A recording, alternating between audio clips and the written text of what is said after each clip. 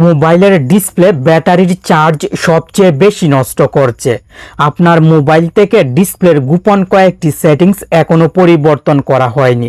এই জন্য মোবাইল যখন ব্যবহার করেন সেই সময় ডিসপ্লে অতিরিক্ত চার্জ নষ্ট করে। অতিরিক্ত ডিসপ্লে চার্জ নষ্ট করলে স্বাভাবিকভাবে মোবাইল ব্যাটারি ফুল চার্জ করে শান্তিতে বেশি সময় ব্যবহার করতে পারবেন না। আর চিন্তা করতে হবে না, সঠিক ভিডিওতে এসেছেন।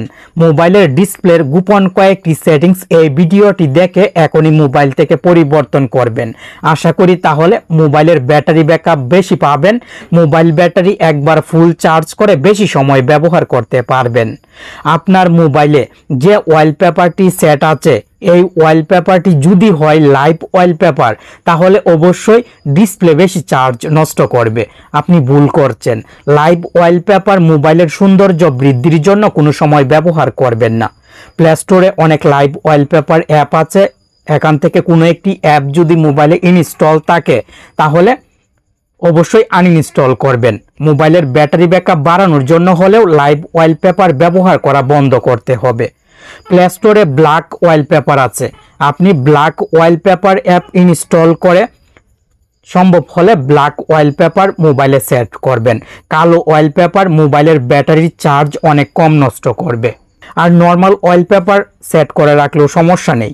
আপনার ফটো অথবা প্রিয় মানুষের ফটো ওয়ালপেপারে সেট করে রাখতে পারেন। এক কথায় লাইভ ওয়ালপেপার শুধু ব্যবহার করা যাবে না।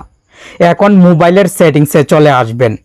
সেটিংস থেকে ডিসপ্লে সেটিংসে ক্লিক করবেন। নিচের দিকে চলে আসবেন, রিফ্রেশ রেট সেটিংসে ক্লিক করবেন। আমার মোবাইলে শুধু স্ট্যান্ডার্ড এবং হাই রিফ্রেশ রেট শো হচ্ছে। আপনার মোবাইলে যদি আরও বেশি স্ক্রিন রিফ্রেশ রেট শো হয় তাহলেও স্ট্যান্ডার্ড সবচেয়ে কম স্ক্রিন রিফ্রেশ রেট সেট করবেন। অতিরিক্ত বেশি স্ক্রিন রিফ্রেশ রেট সেট করে মোবাইল ব্যবহার করলে মোবাইল হয়তো একটু বেশি স্মুথ ব্যবহার করতে পারবেন, কিন্তু ডিসপ্লে বেশি চার্জ নষ্ট করবে। ব্যাটারি ব্যাকআপ বাড়ানোর জন্য স্ট্যান্ডার্ড সবচেয়ে কম স্ক্রিন রিফ্রেশ রেট ব্যবহার করবেন। এই সেটিংসটি পরিবর্তন করে ব্যাক বাটনে ক্লিক করে ডিসপ্লে সেটিংসে চলে আসবেন। উপরের দিক থেকে অটো রোটেট সেটিংসটি বন্ধ করবেন। এই অটো রোটেট সেটিংসটি অন থাকলে আপনার মোবাইল যখন ঘোরাবেন সেই সময় ডিসপ্লে অটোমেটিক ঘুরে যাবে। সেন্সর ব্যস্ত থাকবে। সেন্সর মোবাইলের চার্জ নষ্ট করবে। অটো রোটেট অপ্রয়োজনীয় বিরক্তিকর এই সেটিংসটি বন্ধ করে রাখবেন। অটো স্ক্রিন অফ এই সেটিংসে ক্লিক করবেন। আমার মোবাইলের স্ক্রিনের আলো বারবার চলে যাচ্ছে। মোবাইলের ডিসপ্লেতে টাচ করে আলো রাখতে হচ্ছে, কারণ এখানে 15 সেকেন্ড সিলেক্ট আছে। আপনিও এই বিরক্তিকর সমস্যায় পড়তে পারেন। অটো স্ক্রিন অফ এই সেটিংসে 5 মিনিট সিলেক্ট করে দিবেন। আবার 5 মিনিটের উপরে সিলেক্ট করবেন না। অতিরিক্ত বেশি মিনিট সিলেক্ট করে রাখলে আপনি যদি মোবাইলের স্ক্রিন অফ না করে চলে যান, কোনো সময় জরুরি প্রয়োজনে মোবাইল রেখে চলে গেছেন, তখন দেখা যাবে অতিরিক্ত সময় মোবাইলের স্ক্রিনের আলো অন থেকে ব্যাটারির চার্জ নষ্ট করবে। আপনি 5 মিনিট স্ট্যান্ডার্ড টাইম সিলেক্ট করে রাখবেন। উপরের দিক থেকে অটো ব্রাইটনেস সেটিংসটি বন্ধ করবেন। অটো ব্রাইটনেস অন থাকলে সমস্যা, আপনি যখন রুম থেকে বের হবেন সেই সময় ফুল ব্রাইটনেস হয়ে যাবে, যার ফলে মোবাইল ব্যবহার করার সময় অতিরিক্ত গরম হবে, আর গরম হলে ব্যাটারির চার্জ বেশি নষ্ট হবে। ব্রাইটনেস কম দিয়ে মোবাইল ব্যবহার করবেন। সবচেয়ে গুরুত্বপূর্ণ সেটিংস লাইট মোড এবং ডার্ক মোড। আপনার মোবাইলের ডিসপ্লের ডার্ক মোড অপশনটি সিলেক্ট করে দিবেন। মোবাইল কালো হয়ে যাবে।